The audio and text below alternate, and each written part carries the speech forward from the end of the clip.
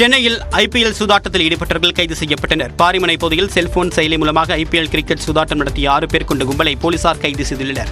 ரெட்டி அண்ணா official என்ற செயலி மூலமாக சென்னை சவுகார்பேட்டை பகுதியில் ஐபிஎல் சூதாட்டத்தில் ஈடுபட்ட சவுகார்பேட்டையை சேர்ந்த சந்தீப், கணேஷ், ராஜேஷ்குமார் ஜெயின், தீரஜ், ஜிதேந்திரா, அங்கித் ஆகிய 6 பேரை எஸ்பிளனேட் போலீசார் கைது செய்துள்ளனர்.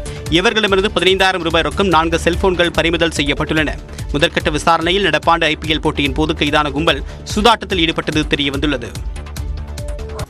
சுகாதார பணியாளர்கள் காலை 11 மணிக்குள் களப்பணிகளை முடித்துக் கொள்ள வேண்டும் என்று பொது சுகாதாரத்துறை இயக்குநர் செல்வநாயகம் அறிவுறுத்தியுள்ளார். இது தொடர்பாக நியூஸ் 18 தமிழ்நாடு செய்திகளுக்கு பிரத்யேக பேட்டியளித்த அவர், வெயிலின் தாக்கத்தால் பாதிக்கப்படும் மக்களுக்கு உடனடியாக சிகிச்சை அளிக்க 108 ஆம்புலன்ஸ்களில் ஐஸ் பேக் பாக்கெட்டுகள் வைக்கப்பட்டுள்ளதாக கூறினார்.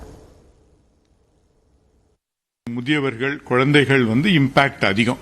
அவங்க வெளியே போறத குறைச்சிக்கணும். அது மாதிரி வெளியே போகும்போது அவசியம் தண்ணீர் பாட்டில் எடுத்துக்கிட்டு போக சொல்லுங்க. இல்ல குடையோ துணியோ இதை யூஸ் பண்ணிக்கணும். அது இல்லாம அனைத்து ஆரம்ப சுகாதார நிலையங்களும் அந்த ORS அப்படின்னு சொல்லுவோம், இது இமீடியட் ரீப்ளேஸ்மெண்ட்டுக்கு உண்டான அந்த தெரப்பி இருக்கு. அது எல்லா இடத்துலயும் இருக்கு. ஹீட் ஸ்ட்ரோக் அப்படின்னு சொல்றது என்ன சார்? அது வந்தா எந்த மாதிரி இருக்கும்? நம்ம எப்படி உணர்ந்து எப்படி உடனே ஆரம்ப சுகாதார நிலையங்களுக்கு போகணும் சார்? இந்த மாதிரி வெயில்ல எக்ஸ்போஷர் ஆனீங்கன்னா ஒரு சில பேசிக் சிம்டம்ஸ் இருக்கும். உங்களுக்கு தலைவலி வரும், மயக்கம் வரும், வாமிட் வர மாதிரி இருக்கும், கை காலில் ஒரு பிடிப்பு, கிராம்ப்ஸ் இது வர ஆரம்பிக்கும். இது வந்ததுனாவே உங்களுக்கு இந்த ஹீட்ல அஃபெக்ட் ஆகிறதுக்கான வாய்ப்புகள் இருக்குன்னு அர்த்தம். இந்த மாதிரி டைம்ல உடனுக்குடன் நிழலுக்கு போயிடுங்க. தேவையான அளவு தண்ணி எடுத்துக்கோங்க. அருகில் உள்ள மருத்துவமனைகள் அணுகலாம். நம்ம 108 நீங்க சொல்றீங்க, இப்போ 108க்கு எதுவும் இன்ஸ்ட்ரக்ஷன்ஸ் கொடுத்துருக்கோமா அந்த ஊழியர்களுக்கு? 108க்கு என்ன இன்ஸ்ட்ரக்ஷன் கொடுத்துருக்கோம்னா, இந்த ரேபிட் கூலிங் பிஃபோர் டிரான்ஸ்போர்ட் அப்படிங்கிறது தான் ஒரு கான்செப்ட். இந்த மாதிரி பாதிக்கப்பட்டவங்களை உடனுக்குடன் கூல் பண்ணி ஐஸ் பேக்ஸ் எல்லாம் வச்சு கூல் பண்ணிட்டு நம்ம டிரான்ஸ்போர்ட் பண்ணோம்னா அந்த ஒரு கிரிட்டிக்கல் ஹவர்ஸ்ல நம்ம இந்த பேபிஸோ இல்ல பேஷண்ட்ஸையோ நம்மளால சேவ் பண்ண முடியும்.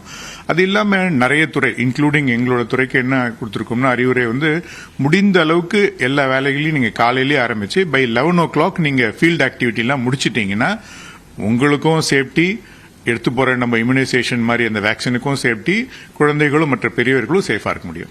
இதை பொறுத்த வரைக்கும் எவ்வளவு பாதிப்புகள் இது வரைக்கும் வந்திருக்கு? அது மாதிரி ஏதாவது கணக்கெடுப்புகள் எதுவும் நடந்திருக்கா சார்? இது வரைக்கும் எந்த பெரிய பாதிப்பு இல்லை. அந்த ஈஸ்ட் எக்ஸாஷன், ஸ்ட்ரோக் அது மாதிரி எதுவும் ரிப்போர்ட் ஆகல. மரணங்களும் கிடையாது. சிலருக்கு உடனுக்குடன் மயக்கம் வந்ததுன்னா அவங்க இந்த மருத்துவமனைகளிலோ இல்ல இந்த மாதிரி சொல்யூஷன் எடுத்துட்டோ நார்மலா இருக்காங்க. பெரிய அளவில் பாதிப்பு இல்லை. பப்ளிக் இதை தொடர்ந்து இந்த இன்ஸ்ட்ரக்ஷன் மெயின்டைன் பண்ணாங்கன்னா பாதிப்பு ஏற்படாமல் நம்மளால தவிர்க்க முடியும்.